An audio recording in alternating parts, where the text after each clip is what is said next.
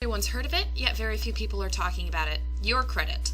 Though it is seldom regarded as such, your credit is one of your most vital assets. It plays a significant role in everything from purchasing a home or car to getting a cell phone plan or account with your local utility company.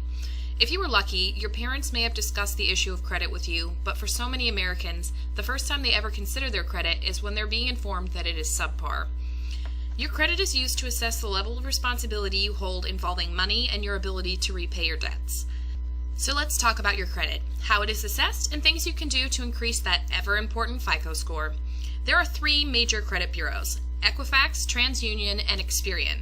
Your FICO score is actually the middle of your three scores. What gets reported to each bureau may vary, but they all assess your credit in the same way. Your credit score is based on 5 basic elements. Each of these elements is weighted as a percentage of your total score. First is your payment history, which accounts for 35% of your score. This includes payment information, bankruptcy, judgments, how long overdue payments are, amount past due, and the time since any adverse occurrences. For the purposes of credit scoring, creditors, that is, credit card companies or lenders, begin reporting your late payments after 30 days. If you've ever refinanced your home, one of the questions you may have been asked is, do you have any 30-day lates on your credit report? This is the most important factor because past behavior is used to forecast future long-term behavior. If you've paid late in the past, you are more likely to pay late in the future.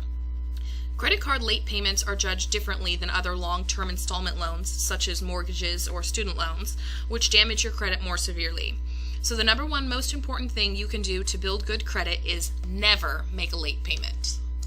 The second most important factor in determining your credit is credit utilization, or the amounts owed, which counts for 30% of your score.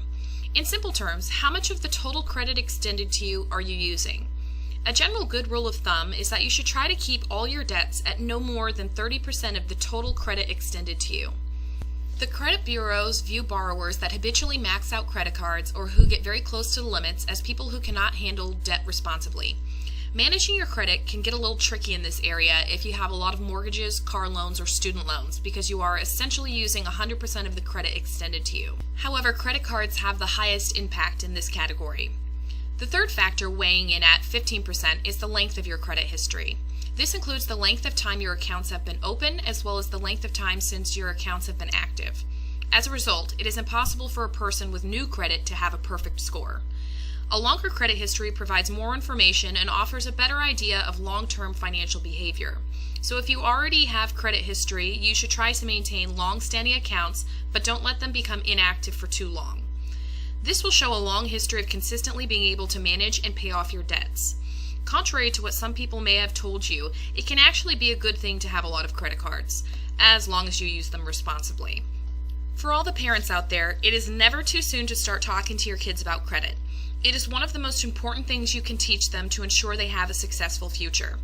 When your child turns 18, you should have them start applying for credit cards and teaching them how to use them responsibly so that they start building a strong credit history as soon as possible. Another thing that you can do that many people are unaware of is that you can actually add your children as authorized users on your credit card accounts even before they turn 18. You don't have to give them a card or even allow them to use one, but this does begin establishing their credit history based on your use of the card, which means that by the time they're able to take out their own lines of credit, they're ahead of the game with a history that may span back to before they were even in high school. With this in mind, it is then extremely important to make sure that you manage those accounts properly so that you aren't inadvertently damaging their credit. The fourth factor used in assessing your credit is new credit, with a total weight of 10%. New credit refers to the age and number of new accounts open in proportion to your total accounts, as well as the number of recent inquiries. The weight of this factor is unavoidable when initially establishing credit or trying to re-establish your credit after past issues, since you will be taking out all new accounts. It just means that if you are going to apply for new cards, you should then wait a while before opening more to give your account time to age on your credit. Now, with the issue of credit inquiries, it is often unavoidable but can still be managed. Inquiries on your credit come from applying for lines of credit such as car loans or credit cards, but they also come from opening accounts with utility companies, cell phone companies, cable companies, or as a part of some rental applications or background checks for employment. Many of these inquiries are what's known as a soft pull, meaning that your credit was only pulled from one of the 3 credit bureaus. When applying for a mortgage, they do what is known as a tri-merge or a hard pull, which means they are pulling your full credit report from all three agencies. This will affect your credit score more than a soft pull.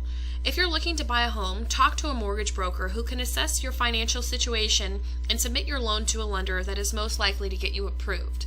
Applying at multiple retail banks can mean multiple tri-merge pulls on your credit, which has an adverse effect. The fifth factor in determining your score is the types of credit used, which accounts for the final 10%. This is a rather vague category, and for some it is unchangeable. If you don't need a car loan, you don't need a car loan.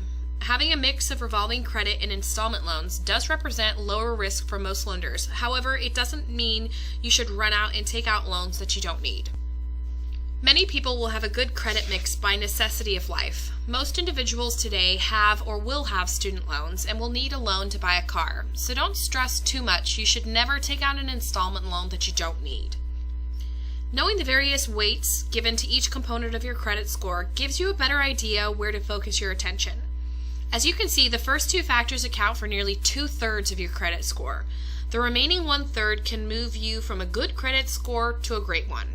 The most important things you can do is to maintain low balances on your credit cards, keep those accounts for as long as you can while keeping them active, and never ever make a late payment.